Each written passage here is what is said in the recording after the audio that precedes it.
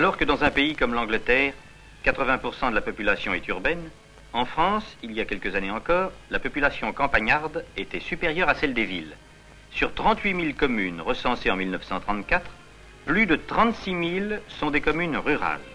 Et sur 13 millions de logements, 6 millions sont des logements ruraux qui abritent 19 millions d'habitants, soit près de la moitié de la population française totale.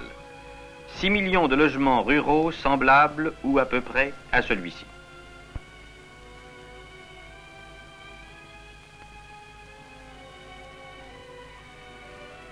Certains sont plus confortables, ils sont rares. Certains le sont moins, ils sont nombreux.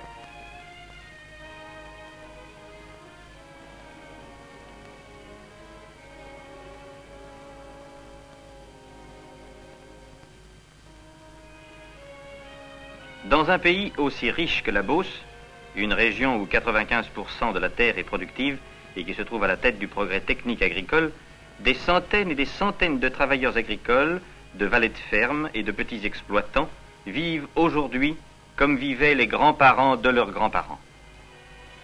L'eau courante, ce sera pour quand? Pour l'instant, le puits. Le puits, son seau et sa chaîne font l'affaire. Encore heureux qu'on ne doive pas se contenter de la mare. Victor Hugo a décrit dans Les Misérables une maison telle que celle-ci, il y a 110 ans. 110 ans, qu'est-ce que c'est? Dans les Basses-Cévennes, l'âge moyen des immeubles est de 146 ans. Et certains de conclure, les murs sont bons, un peu humides, mais qu'importe. Bien sûr, mais plus sûres encore sont les statistiques qui permettent de dessiner cette carte des départements à taudis et à logements ruraux surpeuplés. Plus de 300 000 taudis, plus de 765 000 logements ruraux surpeuplés. Dans le Haut-Armagnac, 99%. Dans les côtes du Finistère, 84% des locaux ruraux ne possèdent ni l'eau ni l'électricité. Dans le littoral malouin, 64%. Dans le Bas-Vivarais, 62% de ces locaux ont encore des sols de terre battue. Dans le Morbihan, dans les côtes du Nord, dans l'île-et-Vilaine, dans la Mayenne, plus de la moitié des logements ruraux sont surpeuplés.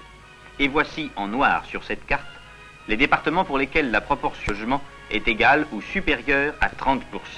Comment s'étonner après cela que la France soit considérée en fait de logement comme un pays sous-développé? Or, les moyens existent d'en finir avec le taudis. Des moyens à la portée de tous. Il faut les connaître, il faut les utiliser.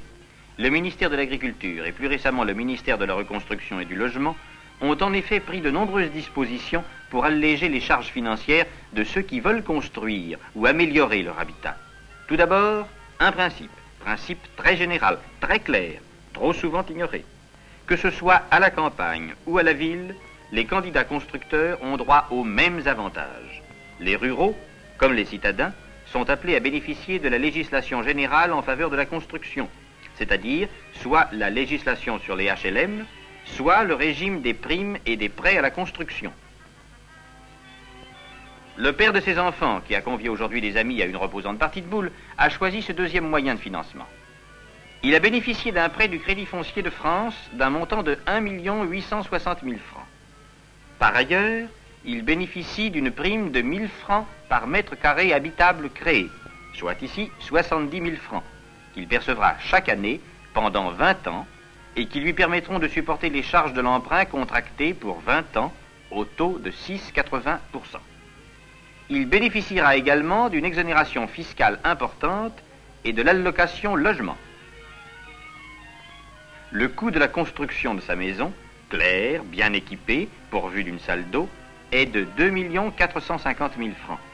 En définitive, pour moins de 10 000 francs par mois, il sera, dans 20 ans, propriétaire de cette maison dans laquelle il fait bon vivre.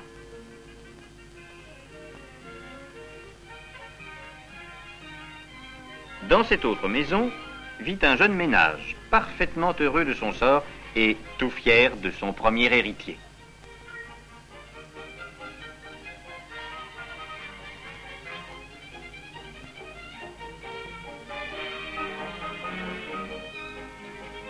Or, voici ce qu'était il y a 3 ans cette maison. Plutôt que de faire du neuf, mieux vaut parfois rénover.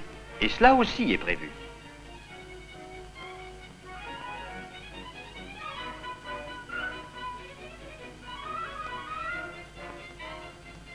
Un prêt du Crédit Foncier, 800 000 francs.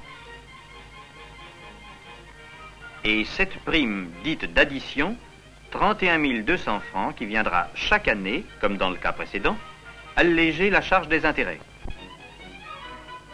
Mais le problème que pose, on a vu de quelle façon, l'habitat rural est plus vaste.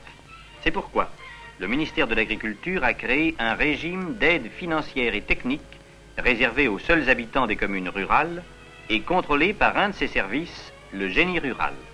Ce régime, à base de subventions et de prêts du Crédit Agricole, s'harmonise et complète celui du ministère de la Reconstruction et du Logement. C'est d'ailleurs le génie rural qui est chargé de l'examen de toutes les demandes et de l'application des mesures intéressant les agriculteurs. Ces mesures, on les dit parfois compliquées. Elles ne le sont pas, nous le verrons. Et ce qu'il faut se rappeler, c'est qu'elles intéressent tous les ruraux. Car tous les cas qui intéressent précisément les ruraux ont fait l'objet d'une étude approfondie.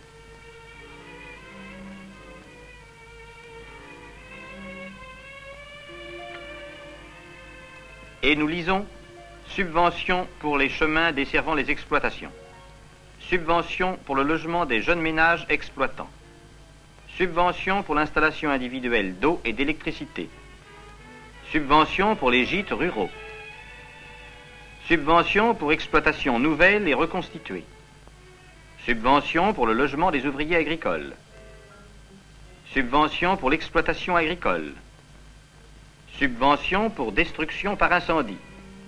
Dans bien des cas, la solution n'est ni de construire ni de refaire entièrement à neuf, mais de procéder à de simples améliorations qui suffisent à rendre gai et vivant, habitable pour tout dire, de vieux logis dont le caractère est fidèlement respecté. Un sol de terre battue disparaît. Des murs lézardés sont réparés. Une toiture est entièrement refaite. Des combles sont aménagés. Un bâtiment dont les fondations étaient solides est surélevé d'un étage. Une façade est recrépie. Une pièce nouvelle vient agrandir une maison trop petite. De nouvelles fenêtres viennent éclairer des façades sombres. Artisan rural, ce coiffeur était mal logé. Il le sera désormais convenablement, car les artisans, au même titre que les exploitants, peuvent bénéficier des concours que nous évoquons. Tout cela grâce à la prime d'amélioration de l'habitat rural, prime de 4% de la dépense engagée, versée pendant 15 ans. Ici, les locaux étant devenus trop étroits, il s'agit d'améliorer l'aile droite de la ferme. 2 pièces sont aménagées, par transformation d'une partie de la grange. De nouvelles ouvertures seront créées et, bien entendu, l'obligatoire et nécessaire salle d'eau installée. En résumé, agrandissement d'une part, amélioration d'autre part.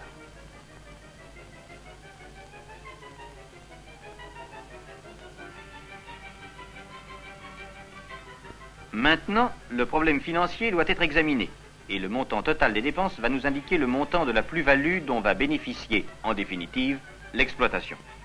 Nous vous épargnerons les détails du devis de l'entrepreneur. Grosso modo, disons que le Crédit Agricole prêtera 900 000 francs. L'agriculteur apporte personnellement une contribution de 245 000 francs. Le coût réel des travaux atteindra, après remboursement, 1 541 000 francs.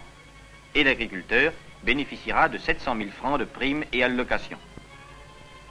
En résumé, voici les différentes façons de présenter l'opération. Si l'exploitant n'avait sollicité aucun prêt ni aucun avantage, il aurait payé 1 145 645 francs.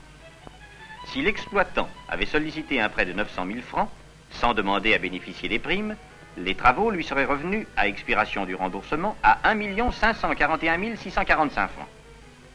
En sollicitant, d'une part, un prêt de 900 000 francs, d'autre part, les primes et l'allocation logement, les travaux lui reviendront à 837 745 francs seulement. Ce n'est pas la première fois que notre exploitant fait appel au concours institué en faveur de l'amélioration des logements ruraux. Ici, loge un ouvrier agricole et sa femme, tous deux au service de notre fermier qui, pour moderniser cette maisonnette, a obtenu du génie rural une subvention de 200 000 francs. Subvention pour le logement des ouvriers agricoles, avons-nous lu tout à l'heure sur la chemise d'un dossier.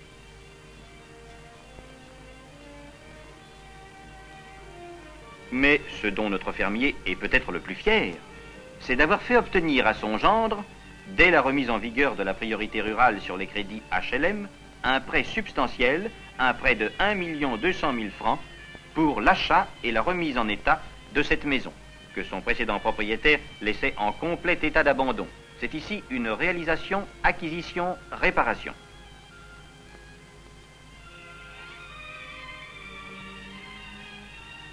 Et voici le résultat déjà obtenu, qui parlerait ici d'abandon. Depuis cette opération, il paraît que notre homme a, dans le village, la réputation de profiter de tout.